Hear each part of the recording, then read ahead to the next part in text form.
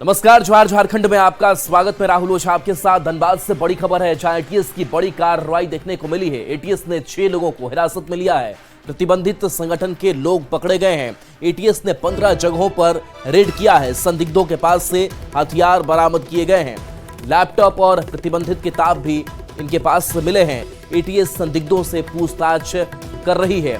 वासेपुर इलाके में एटीएस की कार्रवाई हुई है। गैंगस्टर प्रिंस खान के सहयोगी गुड्डू खान और हारून रशीद के घर एटीएस की टीम पहुंची है। वासेपुर में एक साथ 3 जगहों पर एटीएस की छापेमारी हुई है। AK-47 की तलाश में गुड्डू खान के घर एटीएस की टीम पहुंची है। घर के एक कोने की तलाशी ली जा रही है। गैंगस्टर प्रिंस खान से जुड़ा हुआ यह मामला है। भूली ओपी के 3 जगह पर छापेमारी हो रही है। भूली A ब्लॉक, C ब्लॉक और आजाद नगर गली नंबर 4 में रेड जारी है। हारून रशीद के घर एटीएस की टीम छापेमारी कर रही है। तो देखिए कि AK-47 की तलाश ये टीम कर रही है। 3 जगहों पर ये टीम एक साथ पहुंची है। यहां पर रेड किया जा रहा है। भूली ओपी के 3 जगह पर छापेमारी हो रही है। ओम प्रकाश हमारे साथ न्यूज 18 संवाददाता जुड़ गए हैं। ओम प्रकाश, अब तक के छापेमारी में एटीएस को क्या हाथ लगा है, क्या अपडेट? बता दें कि डिजिटल दस्तावेज के साथ साथ कई जो प्रतिबंधित दस्तावेज हैं, कई किताबें हैं, वो बरामद हुई है। तो इसके साथ ही डार्क वेब से जुड़ा हुआ भी डिजिटल गैजेट्स में ये जानकारी मिली है कि इसी के सहारे, इन डार्क वेब के सहारे ही ये आतंकी संगठनों से भी जुड़ा करते थे, प्रतिबंधित संगठनों से। तो इन तमाम चीजों को लेकर भी जो जानकारी है वो खंगाली जा रही है। इसके साथ ही 2 हथियार भी मौके से बरामद हुए हैं, जिसे लेकर छानबीन की जा रही है। वहीं अन्य हथियारों और अन्य जानकारियों के लिए एटीएस की टीम जो है इन तमाम लोगों से, आरोपियों से पूछताछ भी कर रही है। बता दें कि एक साथ 15 लोकेशन पर धनबाद में ये छापेमारी हुई है, जिसमें ये तमाम चीजें जो हैं वो एटीएस के हाथ लगी है। अब इस पूरे मामले में हालांकि प्रिंस खान का भी नाम आ रहा है, लेकिन इसके साथ ही कुछ प्रतिबंधित संगठनों का भी नाम आ रहा है। अब देखना होगा कि एटीएस के जांच में ये किस कदर आगे जो जांच है, इन्वेस्टिगेशन है, वो बढ़ता है और इस मामले में कौन कौन से लोग जो अभी भी शामिल हैं, जिस तरह से पूरी घटना को, क्या किसी घटना को अंजाम के फिराक में थे, इन तमाम चीजों की जानकारियां जो हैं वो जुटाई जा रही हैं। जी चलिए, शुक्रिया ओम प्रकाश इस अपडेट के लिए आपका। और संजय भी हमारे साथ न्यूज 18 संवाददाता धनबाद से जुड़ गए हैं। संजय, धनबाद की अगर बात करें तो यहाँ आपके पास क्या ग्राउंड से रिपोर्ट?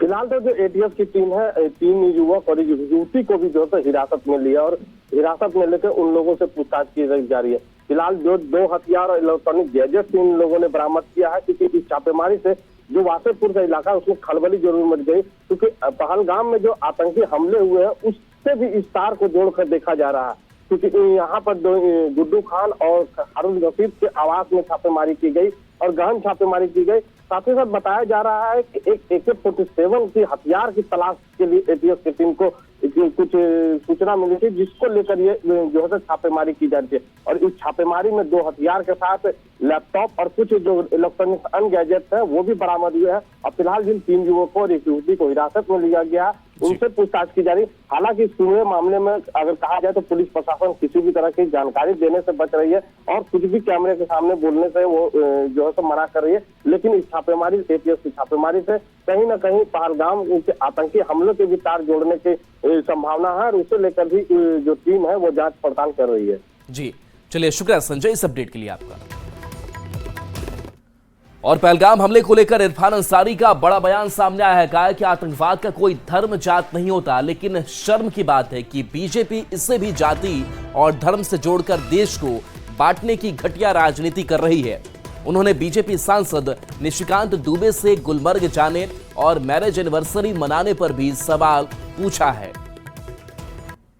मना रहे थे, I don't know how many times he celebrate marriage anniversary, और वहाँ पर what was going on, who was there, तो मुझे जानना है कि जब ये सस्पिशियस है वहाँ पर, आप वहाँ गए और जब आप पार्टी सेलिब्रेट कर रहे हो, मैरिज एनिवर्सरी आप इवेंट करा रहे हो, तो आपके साथ कई सुरक्षा है वहाँ पर, बॉर्डर सिक्योरिटी फोर्स पूरा वहाँ पर है। और जब हमारे सिविलियन वहाँ जा रहे हैं घूमने के लिए तो एक भी बॉर्डर सिक्योरिटी फोर्स नहीं है, क्यों?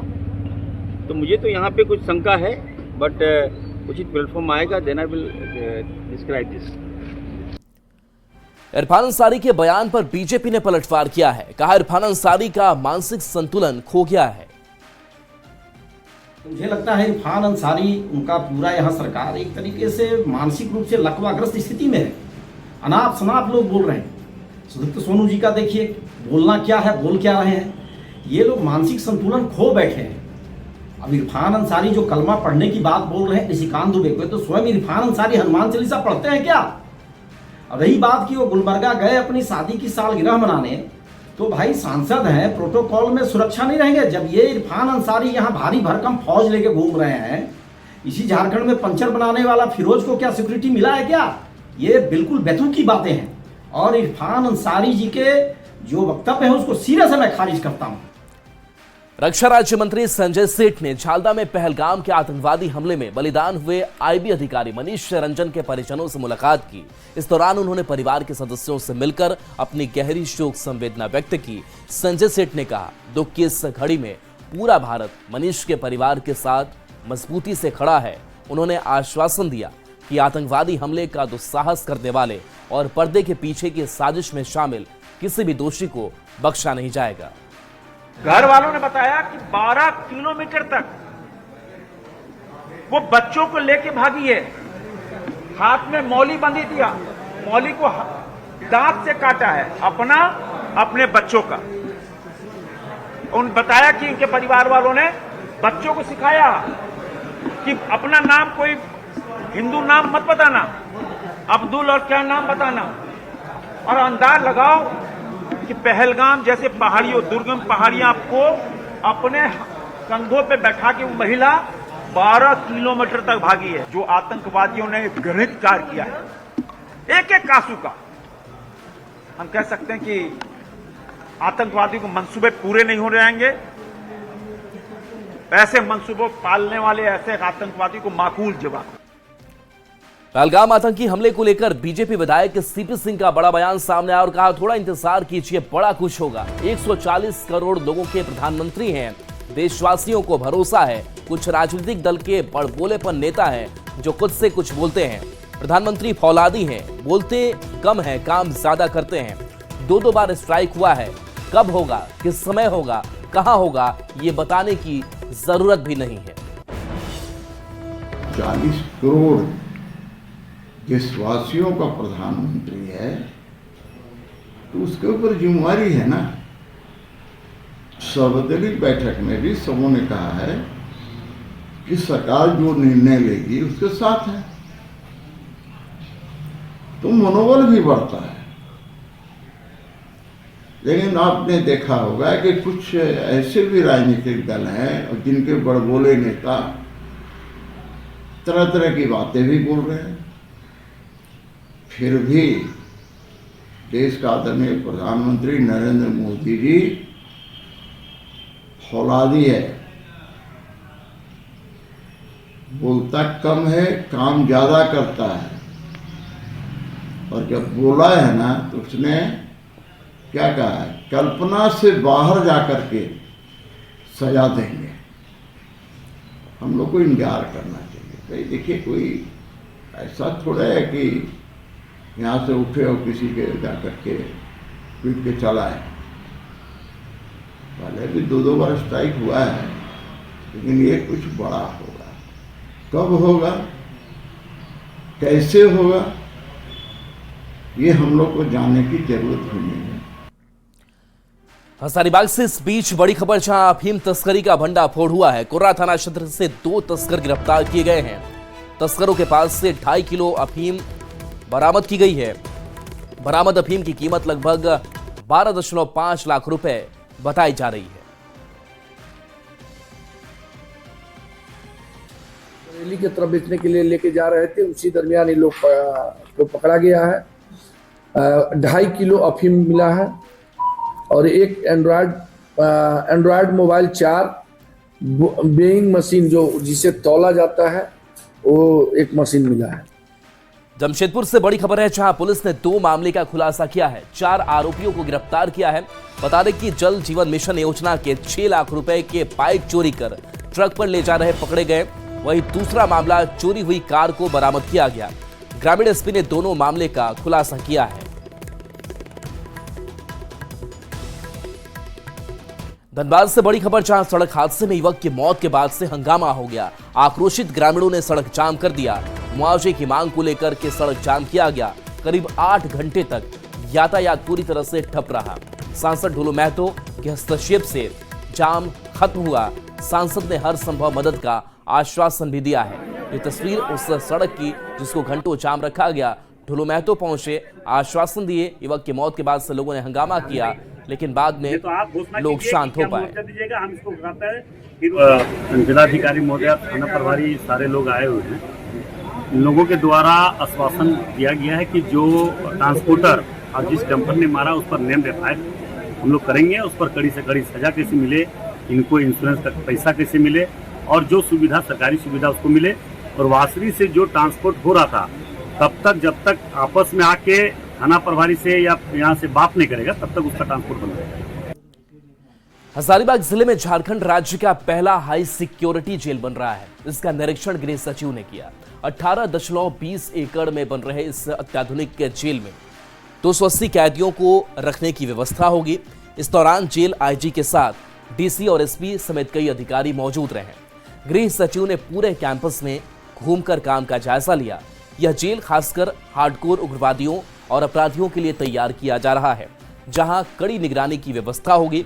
कैदियों के सेल में बिजली का पॉइंट नहीं होगा, जिससे सुरक्षा और पुख्ता रहेगी।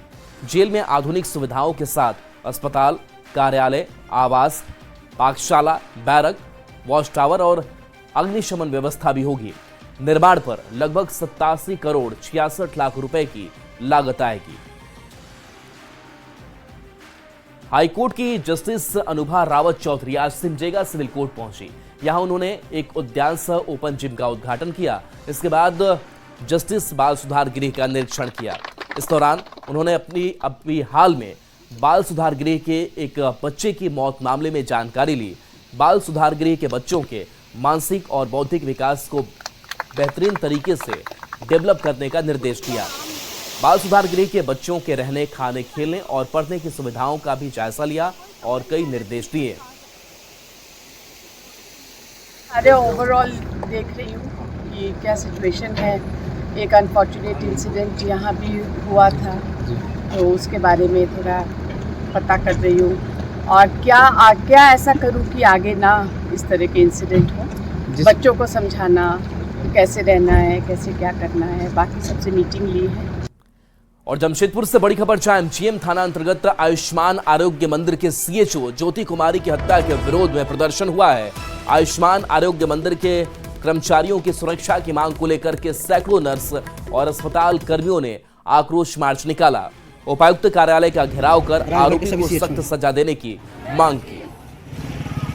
एमजीएम अस्पताल के आयुष्मान के सिक्योरिटी हेड की हत्या हुई थी और उसके बाद आप देख सकते हैं कि हजारों की संख्या में नर्स जो है वो पैदल यात्रा करते हुए यहाँ पर उपायुक्त कार्यालय का घेराव करके उसे न्याय की गुहार लगा रहे हैं। साथ ही साथ जो हत्यारे हैं उसकी फांसी की सजा यहाँ पर मांग कर रहे हैं। आप बस यही डिमांड है कि जो भी ये हमलावर है, गुनहगार जो भी अभी पकड़ा गया, उसको फांसी की सजा दी जाए या फिर ऐसा कोई सख्त सजा सुनाया जाए ताकि भविष्य में कोई ऐसा गलती दोबारा ना करे। घटना तो यही हुआ था कि उनका मौत जिस तरीके से हुआ है, सेंटर पे जो आयुष्मान आरोग्य मंदिर पे वो उपस्थित वहाँ काम करती थी, उनके साथ या उनके पति किए हैं, ये संभावना हुआ है।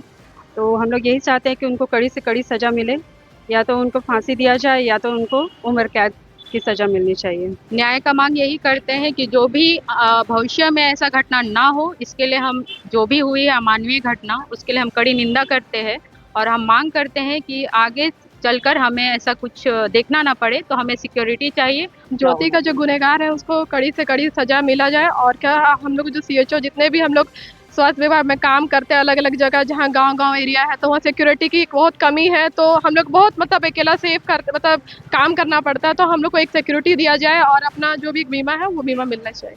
जैसे कि ये पहले भी ऐसा घटना घट चुका है। गोटा में एक सीएचओ का मर्डर किया गया था, उसका उसको रेलवे ट्रैक में उसका लाश मिला था। और अभी ज्योति कुमारी को न्याय दिलाने के लिए यहाँ पर हजारों की संख्या में लोग यहाँ पहुँचे हुए हैं और उनके गुनाहगारों की फांसी की सजा, साथ ही साथ इनकी सुरक्षा जो है उसकी मांग को लेकर यहाँ पर उपायुक्त कार्यालय का घेराव करके तमाम सैकड़ों की संख्या में स्वास्थ्य विभाग के जो लोग हैं वहाँ पहुँचे हुए हैं और उपायुक्त के माध्यम से अपनी सुरक्षा और साथ ही साथ जो ज्योति के हत्यारे उस पर उसकी फांसी की सजा की मांग कर रहे हैं। न्यूज़ 18 के लिए जमशेदपुर से आशीष कुमार तिवारी। अब आपको जामताड़ा लेकर चलते हैं, जहां विधानसभा अध्यक्ष सह नाला विधायक रविंद्रनाथ महतो ने सुंदर कुनिया और आग पोखरिया के बीच स्थित जोरियापुर उच्च स्तरीय पुल निर्माण कार्य का शिलान्यास किया। इस पुल का निर्माण ग्रामीण विकास विशेष प्रमंडल कार्य प्रमंडल जामताड़ा की देखरेख में होगी। करीब 3 करोड़ की लागत से इसका निर्माण किया जाएगा।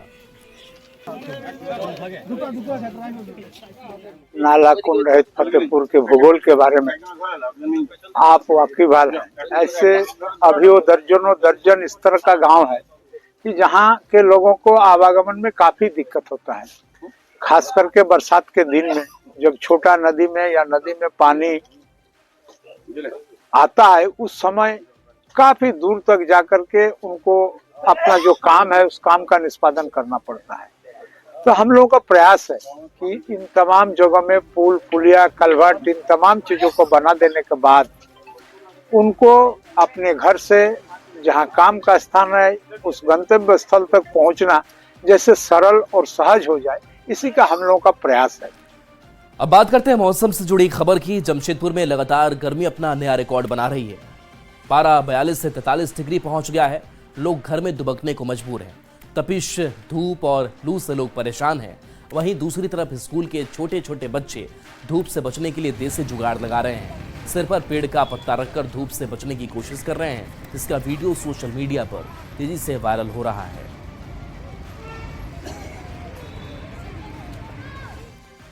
हाल रामगढ़ का बताते हैं, जहां पारा 40 डिग्री के पार पहुंच गया है। गर्मी से निजात पाने के लिए लोग पतरातू डैम के फाटक के पास नलकारी नदी में डुबकी लगा रहे हैं। पानी में गोते लगाकर युवा काफी रोमांचित भी हो रहे हैं। रामगढ़ जिले में भीषण गर्मी पड़ रही है। पारा 40 डिग्री को पार कर जा रहा है। ऐसे में लोग परेशान हैं। आप देख सकते हैं यहाँ पर कुछ लोग हैं जो पतरातू डैम के पास में पानी में छलांग लगाकर अपनी गर्मी को मिटा रहे हैं। यहाँ हम लोगों से बात करेंगे कि गर्मी भीषण तो पड़ रही है, ऐसे में पतरातू डैम के नलकारी नदी में आप छलांग लगा रहे हैं। क्या आपका नाम है? अमन कुमार बैठा। यहाँ आप गर्मी मिटाने आए हैं? हाँ जी। अच्छा, कैसा लग रहा है आपको? बहुत अच्छा लग रहा है। नहाने आता है आपको? बहुत अच्छा से तैरने आता है। करने आता है? तो पर डे आते हैं अपना नहाने? पर डे आते हैं। पर डे आते हैं। कुछ और लोग हैं जिनसे हम सीधे बात करेंगे, वो बताएंगे। आपका क्या नाम है? अविनाश कुमार। तो यहाँ नहाने आए हैं? हाँ। गर्मी मिटाने आए हैं? हाँ।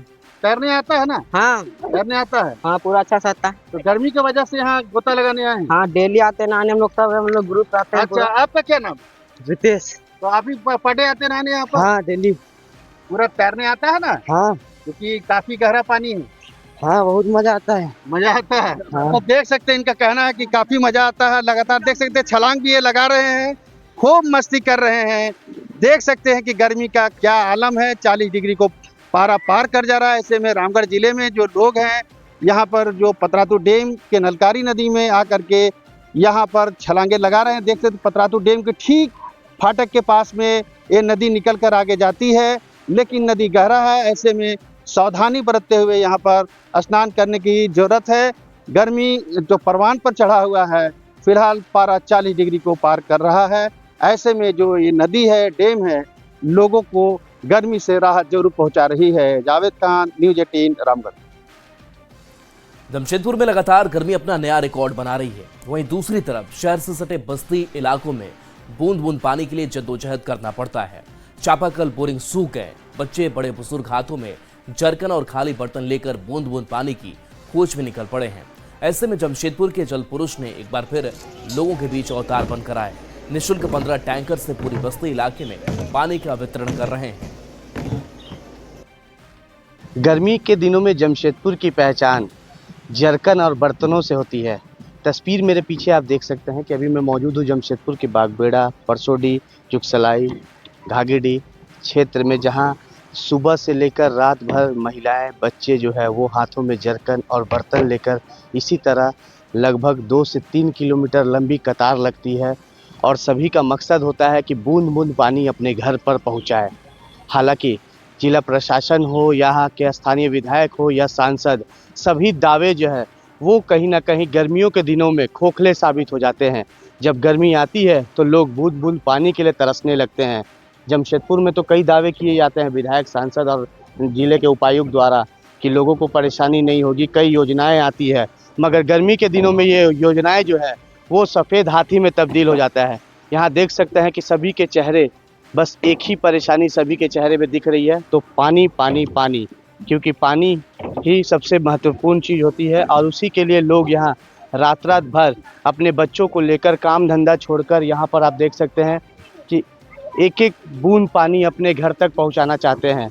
और सभी के हाथों में आप देख सकते हैं कि बर्तन और खाली जरकन लेकर लोग लाइन में कतार में लगे हुए हैं। गर्मी एक तरफ जहाँ 42 से 43 डिग्री टेम्परेचर है, वहीं बच्चे को हाथ गोदी में लेकर किस तरह, देखिए किस तरह पानी के लिए, बूंद बूंद पानी के लिए, क्योंकि हर एक व्यक्ति यहाँ चाहता है कि पानी अपने घर पर कैसे भी करके। हालांकि यहाँ के लोग जो है वो अब यहाँ के स्थानीय विधायक और सांसद और उपायुक्त के तरफ से कोई भी जो आश्वासन है वो खोखला साबित हो जाता है। मगर एक बार फिर जमशेदपुर में जल पुरुष के नाम से जाने वाले राजकुमार सिंह एक वरदान साबित होते हैं। बागबेड़ा जलापूर्ति योजना पता नहीं किस ग्रहण लग गया है, ना कोई ध्यान देता है। उस पर ध्यान देने की जरूरत है, क्योंकि देखिए लाइन लगाना और पानी लेना और पानी हमको दे देना वो बड़ा चीज़ नहीं हो जाता है। लोग खड़े रहते हैं, कहीं हो सकता है कि टैंकर डाउन हो गया तो दिक्कत हो जाता है। इसलिए हम सोचते हैं घर घर अगर पानी आएगा तो उस पर हम लोग सभी को पहल करना चाहिए। पानी मिलता नहीं है, ऐसे खड़े रहना पड़ता है। सुबह लगाएंगे तो शाम को मिलेगा पानी, तो शाम लगाएंगे तो सुबह मिलता है पानी। जल पुरुष पानी देते हैं मगर विधायक सांसद पानी नहीं देते हैं। देखिए जमशेदपुर की पहचान अब यही खाली जरकन और खाली बर्तनों से होती है। पूरे जमशेदपुर शहर में लोग जो है सुबह से लेकर रात तक, बच्चे हो बुजुर्ग हो, वो पानी के लिए तरसते हैं और विधायक सांसद सिर्फ वोट लेने आते हैं। हालांकि जमशेदपुर में जल पुरुष लगातार लोगों को पानी पहुंचा रहे हैं, मगर अब देखना यह है कि इस जल पुरुष से आम लोग कितना जागरूक होते हैं। जो बड़े निजी संस्थाएं हैं, जो विधायक सांसद है, जो दावे किए जाते हैं कि ये योजना धरातल पर उतर रही है, वो योजना कब तक धरातल पर उतरती है और लाखों लोगों में जो पानी की समस्याएं हैं उससे लोगों को कब तक निजात मिल पाता है। न्यूज़ 18 के लिए जमशेदपुर से आशीष कुमार तिवारी। और चलिए न्यूज़ 18 बिहार झारखंड पर खबरें आपके लिए लगातार जारी है।